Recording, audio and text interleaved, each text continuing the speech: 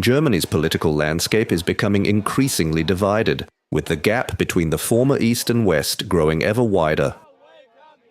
This month, the states of Saxony, Thuringia and Brandenburg, all part of former East Germany, held elections for their state parliaments. And in a surprising twist, it was the far-right Alternative for Deutschland and the leftist Bündnis Sahra Wagenknecht that saw the greatest gains, reflecting a broader shift in Germany's political dynamic.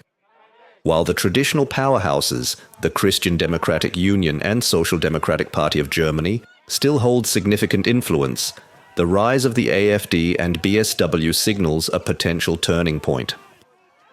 These parties are not just reshaping Germany's domestic politics, but also beginning to influence its foreign policy, especially as the country approaches federal elections next year.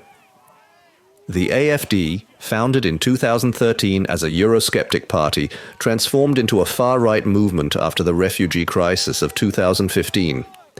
It quickly gained traction in the East, capitalizing on anti-immigration, anti-Muslim, and nationalist sentiments.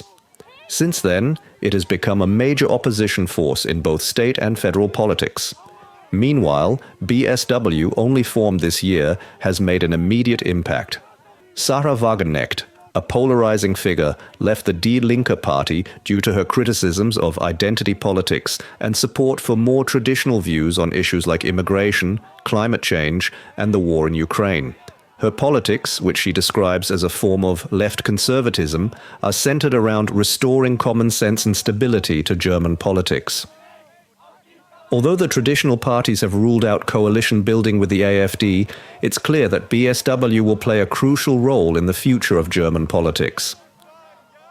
In all three East German states, no government can be formed without their participation. In Thuringia, the AfD won the most votes, while in Saxony and Brandenburg, they placed second. BSW, though still new, earned the third highest vote share in each of these regions.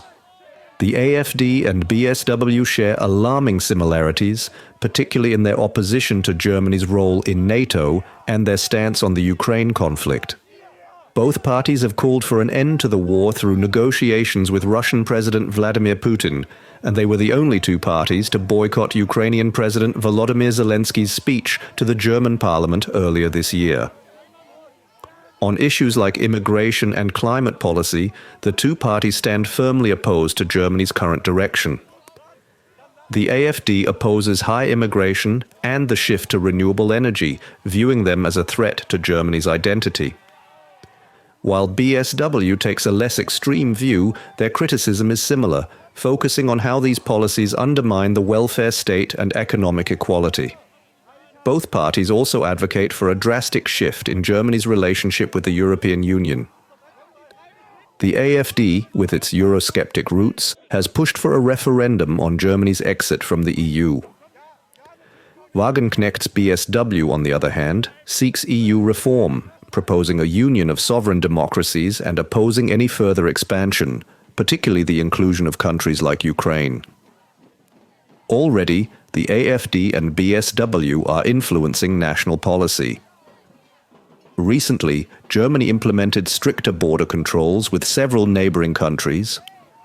While the AfD criticized the measures as insufficient, they have sparked backlash from Germany's neighbors, including Poland and Austria, raising concerns over the future of free movement within the European Union.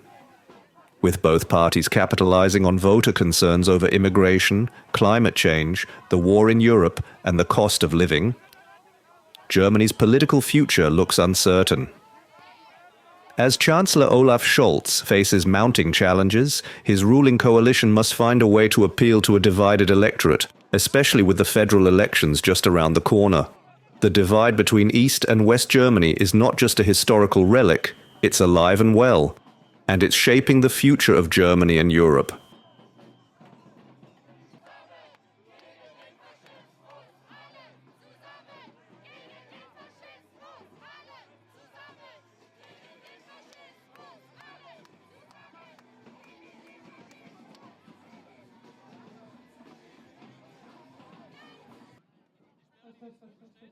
Hey Leute, soll ich's aussehen?